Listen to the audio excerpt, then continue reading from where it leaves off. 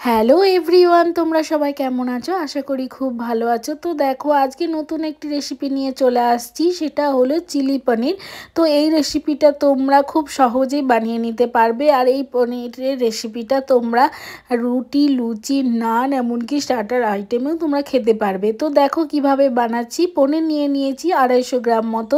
এর মধ্যে দিয়ে দিচ্ছি জিরে গুঁড়ো, তার মধ্যে দিয়ে দিলাম অল্প লবণ, অল্প চিলি ফ্লেক্স, তার সাথে দিয়ে দিচ্ছি হাফ চামচ মতো হলুদ গুঁড়ো, তার সাথে লঙ্কার গুঁড়ো, তার সাথে গোলমরিচের গুঁড়ো, আর একটু 1 চামচ মতো কর্নফ্লাওয়ারটা দিয়ে একটু গাছোয়া জল নিয়ে ভালোভাবে এই পনিরের মধ্যে মাখিয়ে নিতে হবে, যাতে মশলাগুলো সমস্ত পনিরের মধ্যে মিশে যায়। আর এটা মাখানো হয়ে গেলে প্রায় আধ ঘন্টা মতো রেস্টে রেখে দিতে হবে।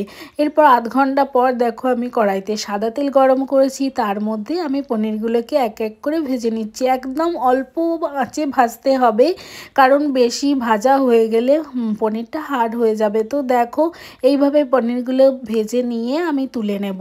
এরপর ওই তেলের মধ্যে আমি দেখো একটা তেজপাতা, একটা শুকনো লঙ্কা দিয়ে ওই ভালোভাবে ভেজে নিচ্ছি। এরপর দেখো, ভাজা হয়ে গেলে 4টে রসুন কুচি দিয়েছি।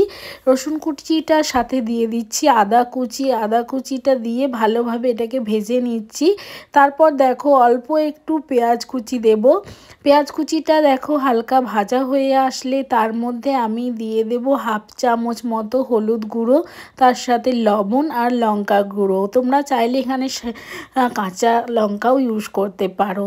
তো দেখো, ভালোভাবে ভেজে নিচ্ছি। ভেজে নেওয়ার পর আমি একটা টমেটো কুচি এর মধ্যে দিয়ে আবার ওটাকে ভালোভাবে ভেজে নিচ্ছি। তারপর দেখো, ক্যাপসিকাম দিয়ে আমি একটু সতে করে নেব।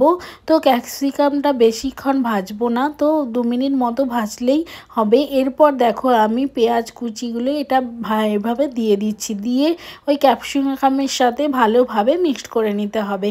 তো দেখো, এটা সতে বানানোর জন্য 5 মিনিট মতো ভাজলেই হবে। সমস্ত মশলাটা যখন অ্যাবজর্ব করে নেবে, তখন দেখো আমি 2 চামচ মতো টমেটো কেচাপ দিচ্ছি।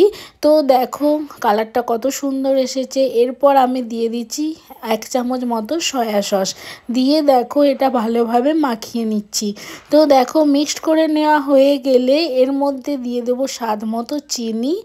দেখো চিনিটা দিয়ে কতটা সুন্দর গ্রেভি এসেছে, তার মধ্যে কালারটাও চলে এসেছে। তো দেখো, এরপর আমি দিয়ে দিচ্ছি ভেজে রাখা পনিরগুলো দিয়ে ভালোভাবে মশলাটাকে পনিরের মধ্যে মাখিয়ে নেব। তো দেখো, মাখিয়ে নেওয়া হয়ে গেলে এর মধ্যে আমি দিয়ে দিচ্ছি, তো দেখো কালারটা কত সুন্দর এসে গেছে। এর মধ্যে দিয়ে দিচ্ছি 1 চামচ মতো কর্নফ্লাওয়ার গোলা জল। তো দেখো, তোমরা চাইলে আরও একটু বেশি দিতে পারো, কিন্তু আমি ড্রাইভাবে চিলি পনিরটা বানাতে চাইছি। তোমরা চাইলে একটু বেশিও দিতে পারো। তো দেখো, আমার ড্রাই চিলি পনির রেডি হয়ে গেছে। তো অসাধারণ লাগে এটা খেতে, তোমরা একবার ট্রাই করে দেখতে পারো। নান বলো, পরোটা বলো, লুচির সাথে জাস্ট অসাধারণ লাগে।